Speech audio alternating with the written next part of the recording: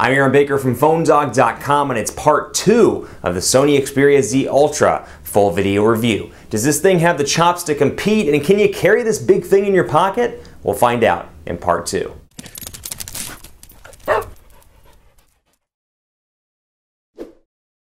It's part 2 of the Sony Xperia Z Ultra full video review right here on PhoneDog.com and on the YouTube channel. Now, if you didn't watch part 1, be sure to go back and take a look because we talk about the overall UI. When you really look at it, this thing is like an Xperia Z, as you would expect, just turbocharged with a faster processor and a bigger display. At least that's the take that I get from this device after working with it for a couple of days. The user interface is very similar, but this is going to appeal to a different group of people. One, it's going to appeal to the people that can't get it in the US, like you can on T-Mobile with the Xperia Z. It's going to appeal to those people that enjoy unlocked devices, but perhaps more importantly, it's a big device and it's going to appeal to those people that like having a tablet in their pocket and they're not just excited to see you.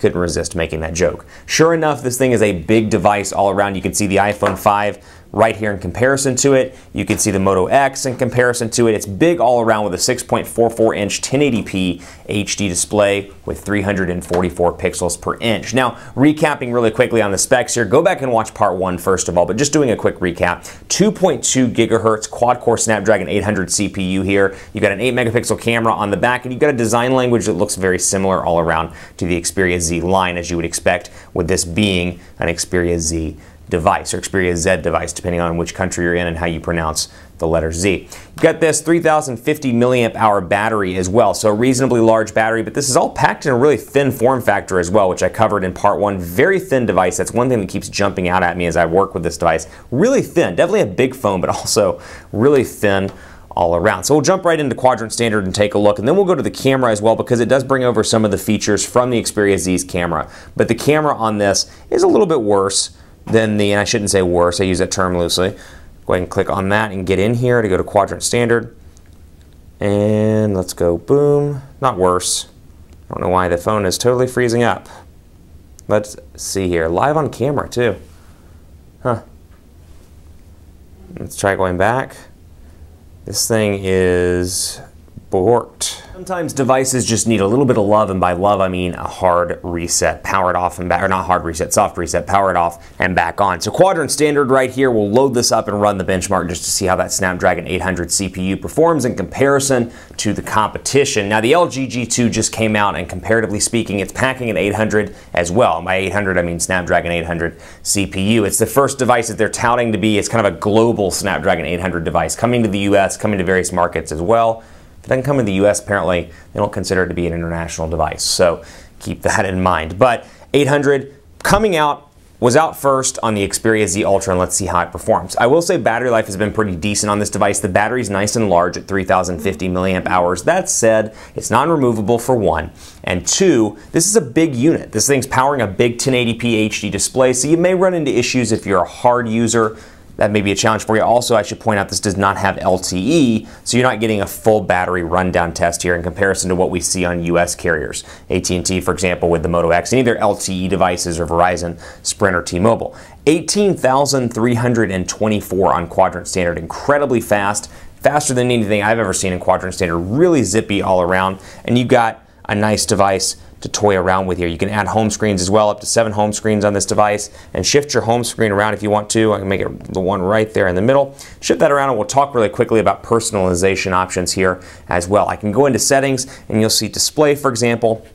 And I can come in here, obviously, and do the usual stuff, change font size and more, but I can really personalize this device and make it my own through personalization of changing the theme. And this is the typical Sony stuff here with the color theme changes. For example, green is my favorite color, so I'll change it to emerald, and you'll see that the color scheme here between the fonts, some of the icons, they all kind of change to green, and you'll notice the background is now green as well. It reminds me of something from like Poison Ivy from Batman or something. That's the first thought that comes to mind, but maybe that's just me. Wallpapers, themes, you can also access all of these by pressing and holding on the home screen and activating your widgets down here. And you can swipe through. I really like the functionality of this, how I can easily swipe through all of my widgets. And for example, I can say, you know what, let's go look at, the tools area. And this tools opens up a separate folder of widgets where I can go through and say, hey, I want Bluetooth here on the home screen, or one of the home screens.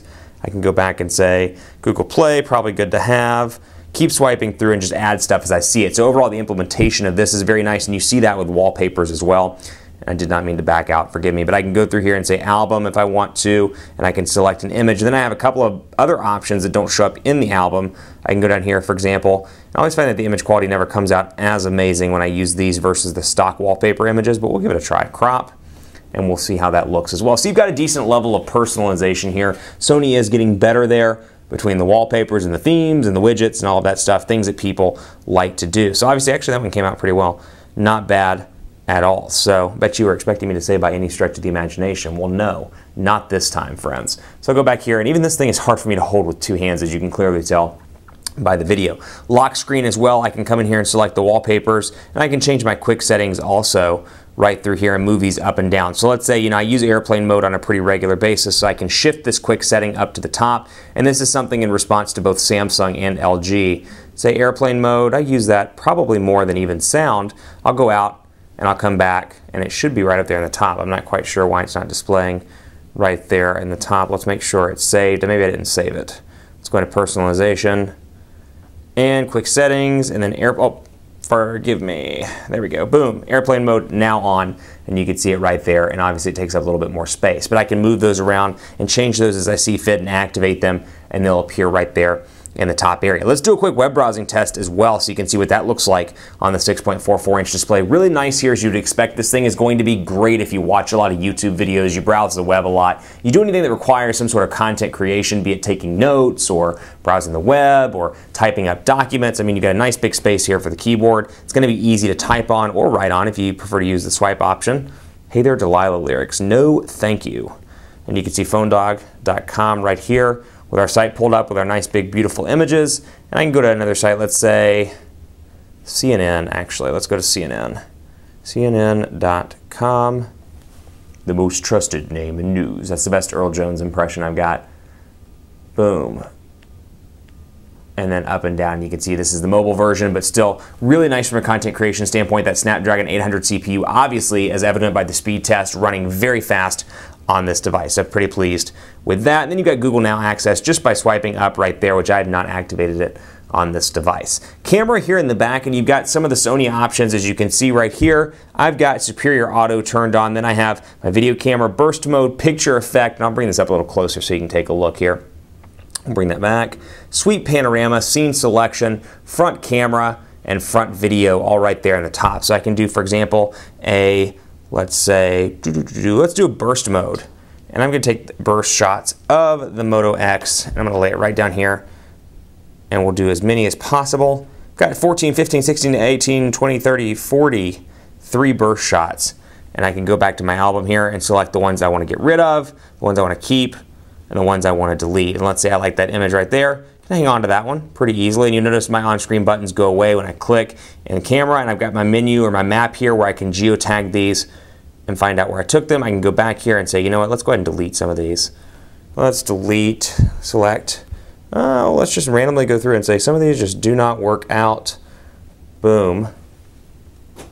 Delete items, and those are all deleted. So all in all, this is a really nice device all around. It's going to be great, again, for media consumption, for browsing the web, for doing things like that. That said, it's huge, it's hard to hold in the hand, and it's even worse to put in the pocket and try to sit down. So if you're looking for a big device, maybe as a secondary unit for when you're at home, pop the SIM card in and use it as a content creation tool, it may be a great unit for you. But overall, this is something I would recommend only to people that really want a super large display with camera functionalities without a flash, because this thing does not have a flash. Keep that in mind. It does have front-facing camera and a rear-facing camera, but sadly, no flash. I'm impressed with the settings though. You got your resolution here. I can kick that up to 7 megapixels right there.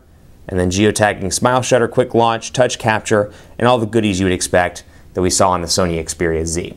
Keep it locked on phonedog.com for continuing coverage of the Sony Xperia Z Ultra. I'm on Twitter at phonedog_Aaron, Facebook, facebook.com/HiAaronBaker, Google+, G+.to/phonedog. Let me know what you think of this device and what you want to see it up against in a dogfight.